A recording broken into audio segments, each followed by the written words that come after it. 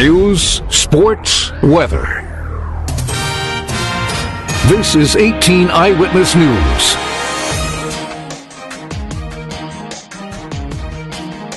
Hello, everybody. Thanks for joining us on 18 Eyewitness News. I'm Fred Dawkins. Here's one of the top stories we're working on. The Community Improvement District is now in place for a major retailer to move into Farmington's former Value City building. The City Council in Farmington took the final step last night in approving the cooperative agreement, creating the SID for the property to help bring a new retailer to that location.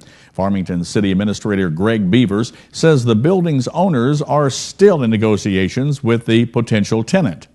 We still don't have affirmative commitment from the retailer in question about locating here in Farmington, and the owners of the property that are a group of local investors here are still in negotiations with them. We hope that maybe in 30 or 45 days we'll have something affirmative enough that we can have a public announcement. Now, Beavers notes that if negotiations with this potential retailer falls through, the SID is written so that it could apply to another major retailer. However, he says not just any business could move in and use the SID. We do have the provisions included in there that unless it's a national retailer that is a significant impact on the community and provides a high level of employment and a certain quality of life enhancer by having better access to shopping and facilities and things, that our incentives won't apply to them. We put restrictions on the square footage of the retailer and the gross annual sales that they have to meet in order to qualify. In other business, the council unanimously passed a resolution in support of the Farmington Board of Education's $17 million bond issue on the April 3rd ballot. Now Dustin is here with a look at our first forecast. Dustin, are storms on the way? Right now, temperatures are in the 50s. It's pretty mild at this hour outside. 54 in St. Louis. Right now here in Farmington, 56. 55 in Fredericktown. Marble Hill right now at 58. Down in Cape Girardeau, one of the warmer spots at 59. 57 in Ironton and Ellington. What's in store for your bus stop in the morning? Temperatures are going to be in the middle 50s, around 55 degrees with a partly sunny sky. It's going to be a mild start to your day. More details on your forecast coming up later in weather. Drivers who negotiate the interchange from Highway 67 and Route 221 in Farmington are looking forward to construction of the new diverging diamond interchange.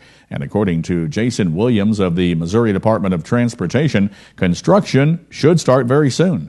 We expect construction to begin as early as next week, weather permitting, as long as we have good weather. Most of the work will be occurring on what is called the new portion of Walker Drive on the north side of 221. Should not have much impact on traffic at the beginning. We're waiting on some utilities to be relocated around the north side of Route 221 before we can actually start doing work on 221. Williams, who is the resident engineer of MoDOT's Park Hills construction office, notes in building the diverging diamond, a number of utilities need to be relocated, including gas, water, power, fiber optic, and cable TV lines. Now, Williams adds that a significant part of the project will get underway in about 6 weeks.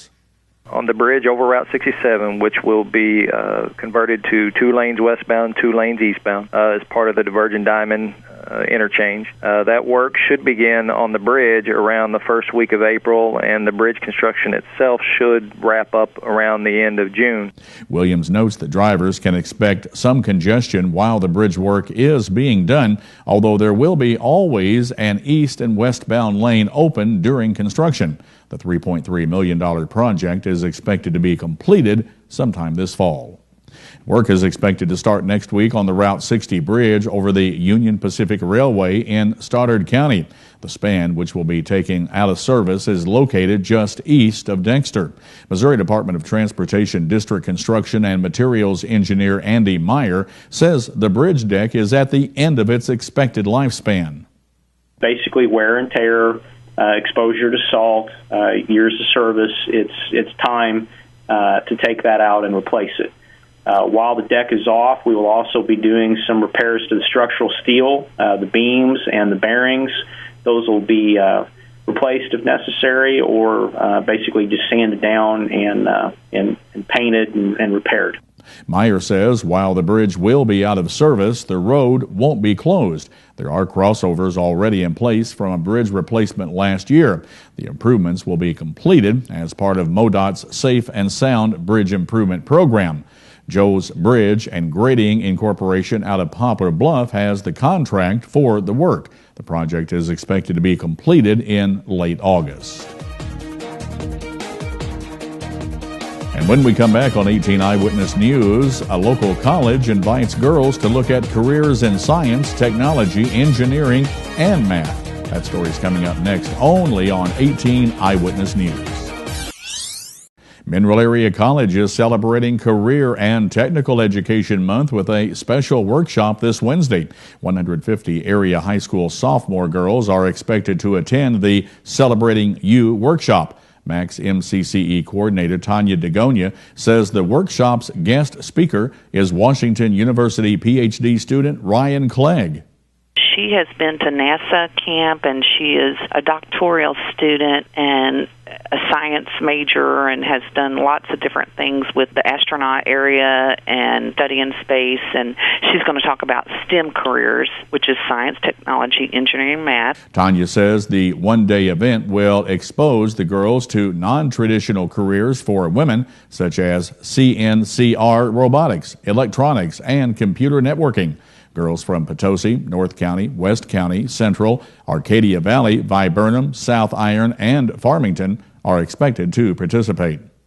A caregiver charged with second-degree manslaughter will be back in court March 26th.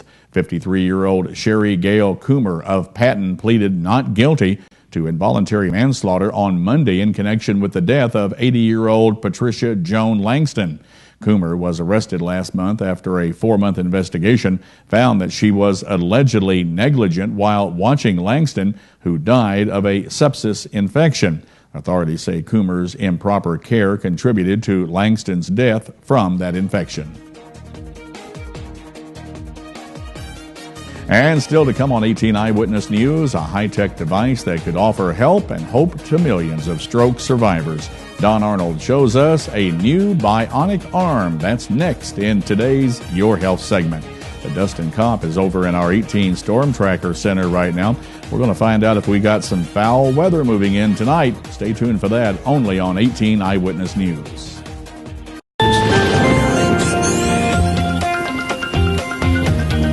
And welcome back. This evening we're going to be socked in with some thunderstorms. Some of those could be severe. Just keep an eye out to the sky.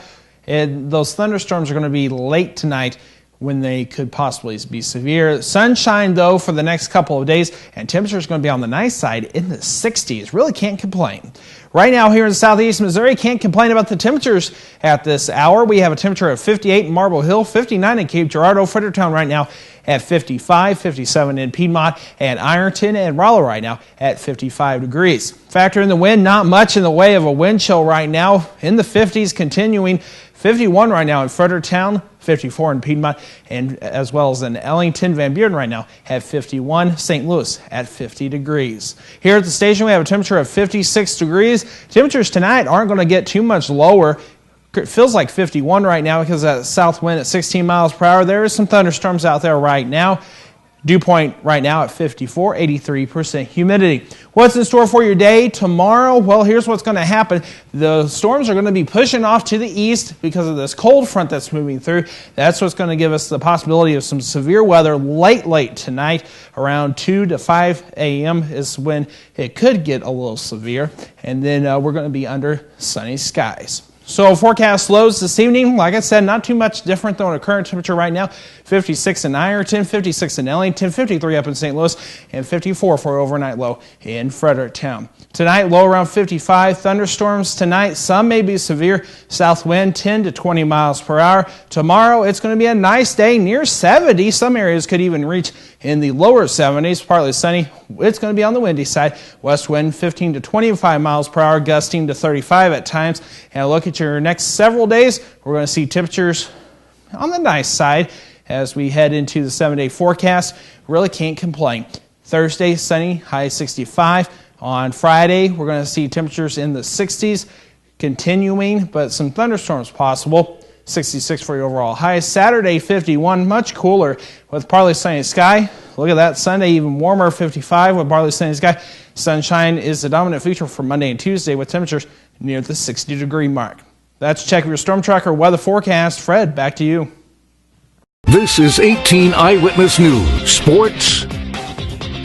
District tournaments continued around the area last night in boys action from the Class 2 District 2 semifinals. Winona defeated Van Buren 62-52 and Thayer cruised past Puxico 74-38. In Class 2 District number 4, Crossroads College Preparatory down St. Vincent 67-63. Bismarck won easily over Valley Caledonia 78-43 and Valley Catholic bested Viburnum 56-48. In Class 3 District number 1, Charleston doubled up Twin Rivers 80-40. Bloomfield fell to Kennett 48-35 and Donovan won big over Malden 83-68. In girls scores from last night in Class 2 District number 3, Meadow Heights beat Chaffee 77-16 and Lesterville got by Greenville 71-60. In Class 3 District number 3, the West County Lady Bulldogs moved to the district championship with a 56-30 win over Scott City. They'll be up against Saxony Lutheran in the district championship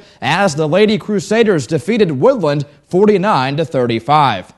Suddenly, the St. Louis Blues are road warriors and power play specialists. On a trading deadline day that held no news off the ice, the Blues made headlines against the Calgary Flames, winning their third consecutive road game with the aid of 2 power play goals by veteran Jason Arnott for a 3-1 victory. The win lifted the Blues into first place into the Central Division and number 2 in the Western Conference. They caught Detroit with 85 points, and having each played 63 games, the Blues hold the first tiebreaker with 35 non-shootout wins.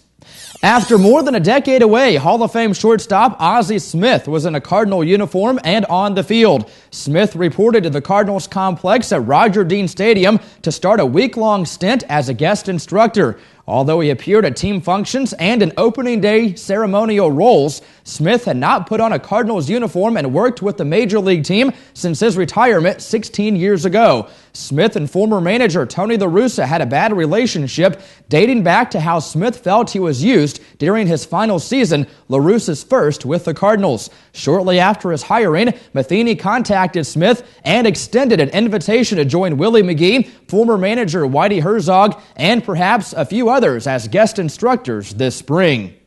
After 2 losses last week to Kansas State and Kansas, Mizzou not unexpectedly fell from the number 3 spot in the polls. The Tigers dropped to number 7 in the AP Top 25 and number 8 in the coaches poll. Kansas moved up to number 3 in the AP and number 4 in the coaches poll. Kentucky and Syracuse are 1-2 in both polls. Duke is number 3 in the coaches poll.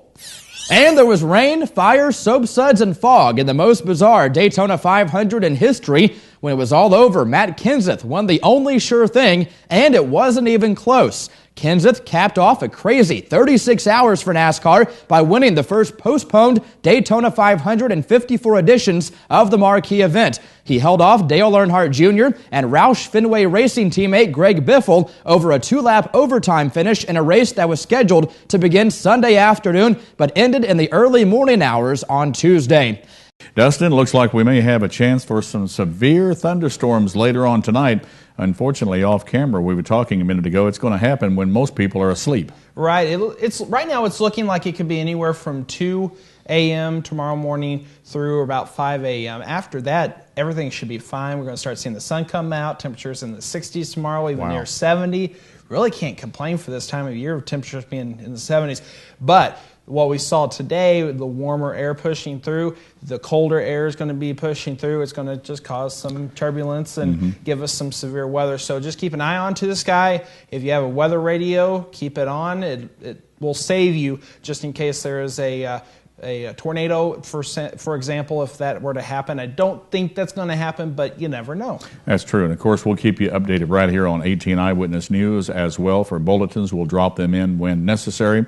Also be listening to any of the Dawkins broadcast stations, Froggy 96, 95.9 FM, The Zone 106.7 FM, and Kickin' Country 105, 104.9 FM. That does it for our newscast this evening. Thank you for joining us. We'll see you tomorrow with more on 18 Eyewitness News. Until then, good night and God bless everyone. Have a good night, everybody. Stay safe. Newswatch is next.